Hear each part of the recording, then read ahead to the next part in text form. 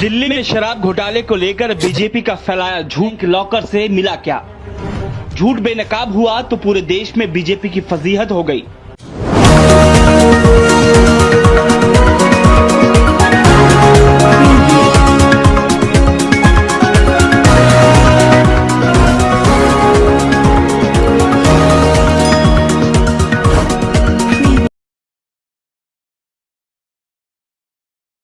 क्रांति के खिलाफ षड्यंत्र करने में शराब घोटाले को लेकर बीजेपी का फैलाया झूठ लॉकर से मिला क्या?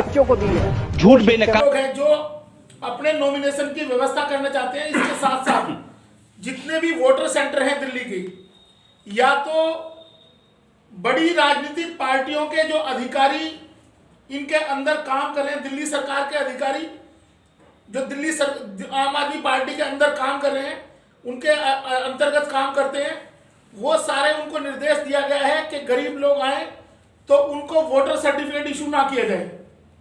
ये एक गंभीर मुद्दा है और इसके लिए हम ये आवाज उठाना चाहते थे। इसके लिए हमने बात रखी। हमने कल भी बोला, इलेक्शन कमीशन से रिक्वेस्ट भी की कि ये जो छुट्टी के दिन डिक्लेयर किए गए हैं, आज का सैटरडे का और 12 और 13 तारीख, इसको वर्किंग डे डिक्लेयर किया जाए, ताकि लोग आसानी से, जो गरीब लोग हैं, जो चुनाव में भागीदारी लेना चाहते हैं, लड़ना चाहते हैं कैंडिडेट के तौर पे, उम्मीदवार के तौर पे, वो लोग इसमें हिस्सेदारी कर सकें। ये हमारा एक बड़ा मुद्दा है और ये जनता के लिए है। ये क्यों है ऐसा? इस मुद्दे में सबसे बड़ी बात यह है कि जो गरीब लोग हैं, जो पिछले लगभग 2 साल से लगातार ये सो कॉल्ड बड़ी पार्टियों के लिए पोस्टर और होर्डिंग लगा रहे हैं, उन लोगों को राजनीति से महरूम करने के लिए एक षड्यंत्र है, जिसमें इलेक्शन कमीशन भी शामिल है। दिल्ली का चुनाव आयोग आम आदमी पार्टी और भारतीय जनता पार्टी के कंट्रोल में काम कर रहा है। गरीब लोगों को चुनाव में भागीदारी नहीं चाहता। कल 11 तारीख को नॉमिनेशन का टाइम जाने के बाद अभी तक इनके कैंडिडेट 9 बजे के बाद आम आदमी पार्टी ने अपनी पहली लिस्ट जारी की है। ये दिखाता है कि जो गरीब लोग राजनीति में हिस्सेदारी चाहते हैं, उन लोगों को राजनीति से अलग थलग करना, वो विद्रोह ना करें, इसलिए ऐसा टाइम चुना गया ताकि वो पर्चे ही ना भर सके। तो इसमें चुनाव आयोग की साठगांठ है, साफ साफ दिखाई देती है। और हम पुरजोर तरीके से इस चीज को, इस आवाज को उठाएं इलेक्शन कमीशन के सामने, सरकार के सामने, कि अगर भविष्य में कभी दोबारा ऐसे चुनाव कार्यक्रम आता है तो उसका विरोध किया जाए और चुनाव आयोग जनता से राय लेकर कार्यक्रम तय करे। जिस तरीके से चुनाव आयोग परिसीमन की बात करता है, परिसीमन में जनता से राय लेता है, तो चुनाव का कार्यक्रम भी जनता से राय मशवरा करके तय करना चाहिए। ये गरीब लोगों को, जो धन्ना सेठ लोग हैं, वो नहीं चाहते हैं कि गरीब लोग चुनाव में हिस्सेदारी लें। पहला मुद्दा हमारा ये है। दूसरा इशू, कल आम आदमी पार्टी जो दिल्ली में सरकार चला रही है और पंजाब में भी सरकार चला रही है, कल आम आदमी पार्टी के मुखिया अरविंद केजरीवाल द्वारा एक प्रेस कॉन्फ्रेंस की गई है और उसमें दिल्ली की जनता को गुमराह करने के लिए 10 गारंटी की बात की गई है। मैं आप लोगों का ध्यान, आपकी अपनी पार्टी पीपल्स, 2017 में जिस दिन से पार्टी बनी है, उसी दिन से हम लोग लगातार ये आवाज उठा रहे हैं कि दिल्ली का मुख्यमंत्री झूठा और बहरूपिया है, ये लोगों को गुमराह कर रहा है। मैं आपके सामने कुछ डेट्स बताना चाहता हूं कि जो गारंटी दी गई है उनमें कहा है कि हम सैलरी टाइम पे देंगे। जो सफाई कर्मचारी हैं या जो निगम के कर्मचारी हैं, उनकी सैलरी टाइम पे देंगे। आपके सामने मैं कुछ डेट्स बताना चाहूंगा जिसमें आम आदमी की दिल्ली की जो सरकार है, जिसके मुखिया केजरीवाल हैं, और मुख्यमंत्री होते हुए उन्होंने सफाई कर्मचारियों की सैलरी पिछले 8 साल में लगभग 15 बार उनकी सैलरी रोकी गई और उनको 6-6 महीने के लिए उनको एक टुकड़े के लिए मोहताज किया गया। आम आदमी पार्टी के मुखिया ने, दिल्ली सरकार ने एमसीडी को, जो सैलरी रिलीज होती थी कर्मचारियों की, उसको कई बार रोक दिया गया, जिसकी वजह से लगभग 15 बार दिल्ली नगर निगम में सफाई कर्मचारियों की हड़ताल हुई है। आपके सामने ये मुद्दा है और आज अरविंद केजरीवाल जी गारंटी दे रहे हैं कि अगर निगम में हमारी सरकार आएगी तो हम सभी को सैलरी टाइम पे देंगे। आपके सामने जो मैं बात रखना चाहता हूं वो ये है कि अब दिल्ली नगर निगम को यूनिफाइड जिस दिन से किया गया है, अब दिल्ली नगर निगम की सारी शक्तियां सेंट्रल गवर्नमेंट के पास चली गई हैं। अरविंद केजरीवाल जी फिर एक झूठ बोल रहे हैं, दिल्ली की जनता को गुमराह कर रहे हैं झूठ बोल के कि अब सैलरी हम टाइम पे देंगे।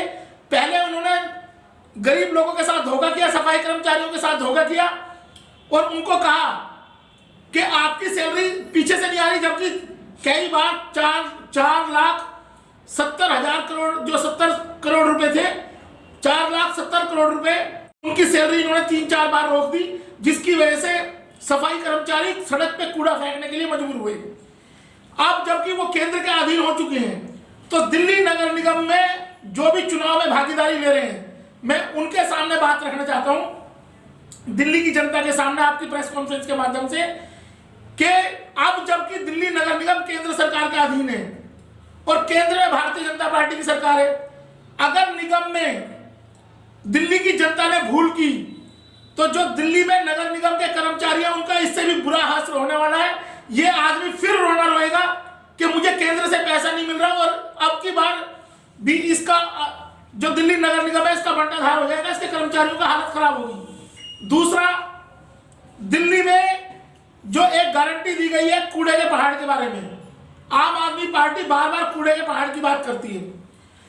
हमने डाटा निकाला है कि दिल्ली जल बोर्ड जो कि दिल्ली सरकार के अधीन है, उसने जितने भी नालों की सफाई करी है, जो नाले 60 फुट की रोड और जो बड़ी ड्रेनेज है उनमें जितना भी स्टिल या कूड़ा निकलता है वो सारा कूड़ा डंपिंग यार्ड में जाता है, जिनको कूड़े का पहाड़ बताया गया है। दिल्ली के मुख्यमंत्री ने कल एक और झूठ बोला है कि दिल्ली में कूड़े का पहाड़ नहीं होगा, लेकिन दिल्ली के अंदर उन्होंने कोई भी सब्स्टिट्यूट नहीं दिया है कि इस कूड़े को कहां ले जाकर फेंका जाएगा, या कोई जमीन उन्होंने एक्वायर करी या कोई ऐसा प्रोग्राम दिया, उन्होंने कोई कुछ नहीं बताया, सिर्फ दिल्ली की जनता को गुमराह करने का काम किया है।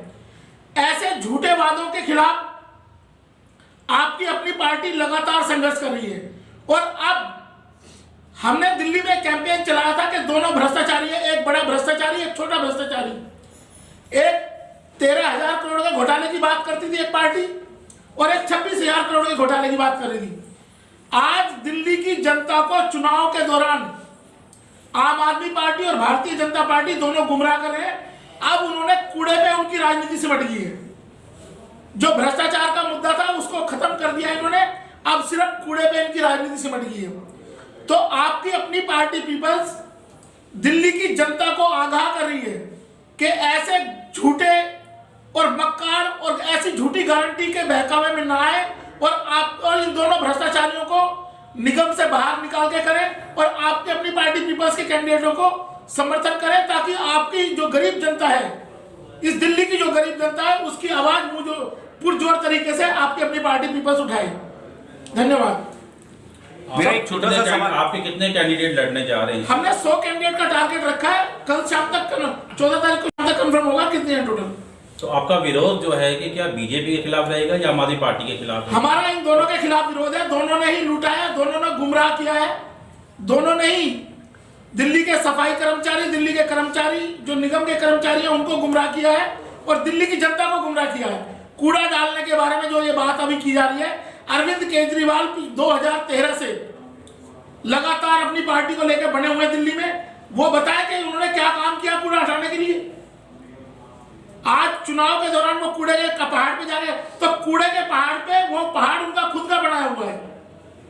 वो जो पहाड़ की बात कर रहे हैं उसमें अरविंद केजरीवाल भी शामिल है उस कूड़े के पहाड़ में। रामवीर चौहान जी, आपने भी कहा कि एमसीडी जो सैलरी की बात की गई कि जो दिल्ली सरकार है वो झूठ बोल रही, क्या आप कहीं ना कहीं बीजेपी का समर्थन कर रहे हो उसके साथ? हम बीजेपी का समर्थन नहीं कर रहे, हम ये कह रहे हैं दोनों ने मिलकर दिल्ली के जो मेन मुद्दे हैं उनको जनता का उनसे ध्यान हटाने के लिए कूड़े की एक बनावटी मुद्दा पैदा किया गया है। जैसे अभी आपने ये भी कहा कि एमसीडी अब केंद्र सरकार के अंडर चली गई है। हाँ।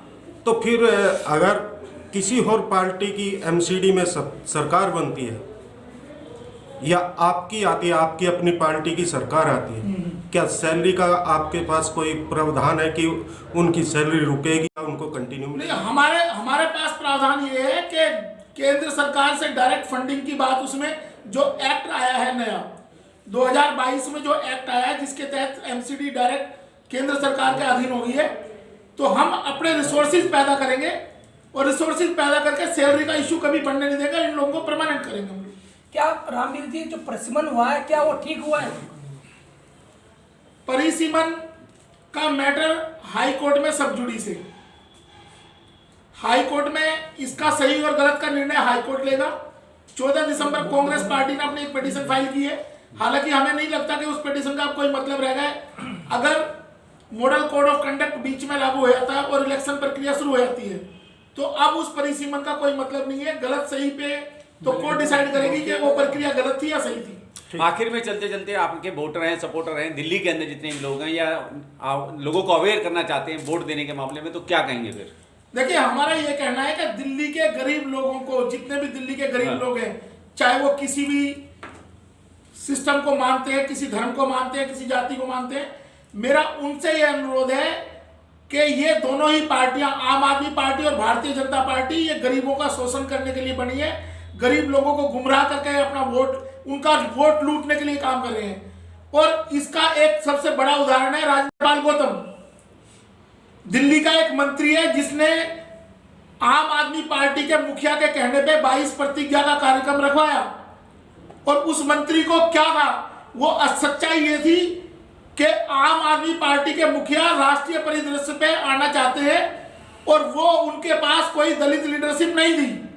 उन्होंने झूठ मूठ का एक कार्यक्रम रखवाया, उसमें सारी आम आदमी पार्टी के कार्यकर्ताओं की भीड़ थी।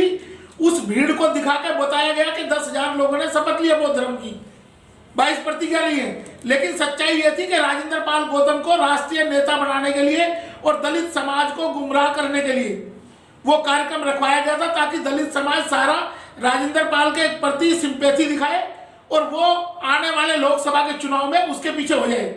ये आम आदमी पार्टी के मुखिया अरविंद केजरीवाल की बड़ी साजिश है। इससे ये उस समाज को गुमराह करने की साजिश है। इसलिए मैं बार बार कहता हूं कि दलित समाज के लोगों को गुमराह नहीं होना है। और हमने एक प्रोजेक्ट दिया, हमारी पार्टी कास्ट एबोलिशन एक्ट पे काम कर रही है। पूरे देश में 11 राज्यों में हमने राज्यपालों को ज्ञापन सौंप दिए। 11 राज्यों के राज्यपालों को हमने ज्ञापन सौंपा है कि वहां के मुख्यमंत्रियों को आदेश दिया जाए कि आने वाले विधानसभा के सत्र में वो कास्ट एबोलिशन एक्ट पेश करें विधानसभा में। और हम राष्ट्रपति से जल्दी ही मिलने वाले हैं इस मुद्दे पे। हमारी पार्टी, अगर इस देश में आर्थिक आधार पर आरक्षण सही है तो फिर इस देश को आर्थिक आजादी की लड़ाई लड़नी पड़ेगी यहाँ के गरीब लोगों को। तो उनके बीच में से जाति का बैरियर हटा के कास्ट एबोलिशन एक्ट लाओ, ताकि ये सारे गरीब उस आरक्षण की जो 10% की व्यवस्था इन्होंने बनाई है वो 100% हो जाए और उसके लिए वो काम करें वो लोग। चलिए ठीक है, बहुत बहुत धन्यवाद।